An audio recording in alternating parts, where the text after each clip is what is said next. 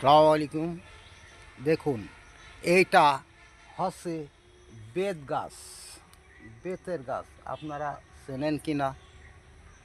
বেতের গাছ এই দিয়ে আগে ধামা, খুসি, এইগুলো অনেক জিনিস তৈরি হতো। এখন এর সিস্টেম বাদ হয়ে গেছে। কারণ অনেক সময় ছোটোবেলায় ওই যে চিল্লে ওড়ে, ডাক চিল্লে, এর বেত চাইছে পাতলা করে দিয়ে লাগাতাম, ঝুনঝুন করে শুধু বাজতো, সুন্দর ডাক শোনা যেত। আরও অনেকে অনেক কিছু বানাতো। হ্যাঁ, অনেকে ঢাল ছড়কি এই বেত দিয়ে বানাতো তৈরি করে, অনেক সুন্দর।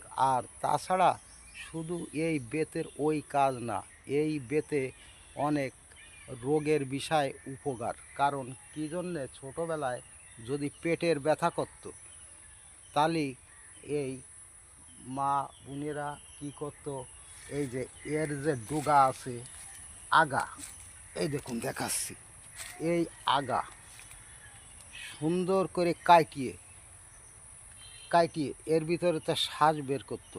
শ্বাস বের করে ভাতের পরে একটা বাটিতে ভাতের পরে দিয়ে তাই দিত সুন্দর করে, দুই এক নেলা ভাত খালি। গুঁড়ো কিড়মি, কোথায় গুঁড়ো কিড়মি, গুঁড়ো কিড়মি থেকে শুরু করে বড় কিড়মি এবং পেটে ব্যথা সেরে যেত।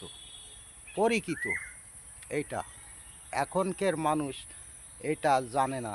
কারণ আমার এইটা পরিচিত, আমি জানা এবং শোনা। তাই এইটা, এই দেখুন, কে হয়তো এইটা ডোগা কেটে নিয়ে গেছে।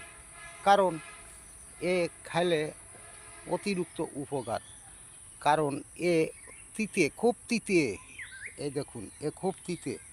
তাই আমি সরে যেয়ে দেখাচ্ছি, এই বেত খুব কমই পাওয়া যায়, এই বেত কম পাওয়া যায়। কারণ এই দেখুন, তাই আমার সামনে পড়ে গেল, তাই আর কি আমি জিনিসটা দেখাচ্ছি। এই সব বেতের গাছ, সব বেত গাছ।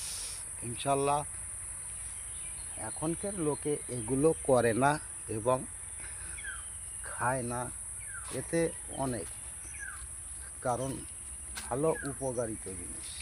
এই যে এই ছোট ছোট চারা, এই চারা, এই যে খুব সুন্দর বেতের, এর নাম বেত।